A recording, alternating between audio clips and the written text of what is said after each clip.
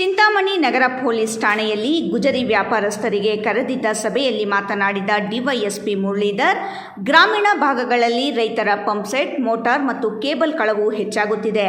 ಗುಜರಿ ವ್ಯಾಪಾರಸ್ಥರು ಇಂತಹ ಯಾವುದೇ ಅನುಮಾನಾಸ್ಪದ ಅಥವಾ ಕಳವು ಮಾಡಿದ ವಸ್ತುಗಳನ್ನು ಖರೀದಿ ಮಾಡಬಾರದು.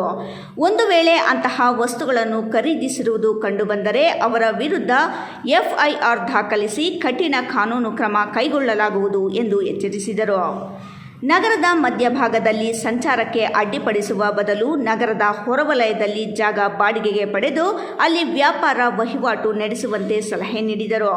ಪ್ರತಿಯೊಬ್ಬ ವ್ಯಾಪಾರಸ್ಥರು ಕಡ್ಡಾಯವಾಗಿ ರಿಜಿಸ್ಟರ್ ಪುಸ್ತಕ ನಿರ್ವಹಿಸಬೇಕು.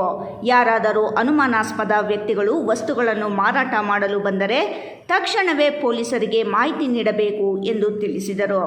ಪಟ್ಟಣದಲ್ಲಿ ಕೆಲವೊಂದು ಕಡೆ ರಸ್ತೆ ಮತ್ತು ಫುಟ್ಪಾತನ್ನು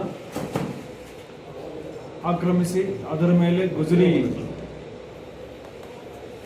ಐಟಮ್ಸ್ ರೋಡ್ ಮೇಲೆ ರಸ್ತೆ ಮತ್ತು ಫುಟ್ಪಾತ್ ಮೇಲೆ ಇಟ್ಟಿರೋದು ನಮ್ಮ ಗಮನಕ್ಕೆ ಬಂದಿದೆ. ಅದಕ್ಕೆ ಇನ್ಮೇಲೆ ಯಾವುದೇ ಕಾರಣಕ್ಕೂ ಅವು ರಸ್ತೆ ಮೇಲೆ ಫುಟ್ಪಾತ್ ಮೇಲೆ ಇಡಬಾರ್ದು, ಸಂಚಾರಕ್ಕೆ ಪಾದಚಾರಿಗಳಿಗೆ ಅಡಚಣೆ ಉಂಟು ಮಾಡಬಾರ್ದು ಅನ್ನೋ ಉದ್ದೇಶಕ್ಕೆ ಈ ಮೀಟಿಂಗ್ ಕರೆದಿದ್ದೀವಿ.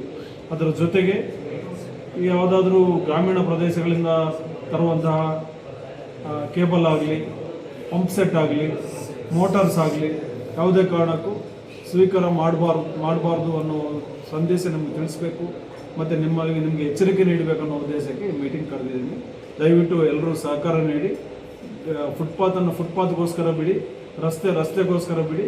ಕಳುವಾದ ಯಾವುದೇ ವಸ್ತುಗಳನ್ನು ನೀವು ಪರ್ಚೇಸ್ ಮಾಡಬಾರ್ದು ಅಂತ ನಿಮಗೆ ಸೂಚಿಸುತ್ತೆ. ಇಮ್ರಾನ್ ಖಾನ್, ರಾಯಲ್ಸ್ ಕನ್ನಡ, ಚಿಂತಾಮಣಿ.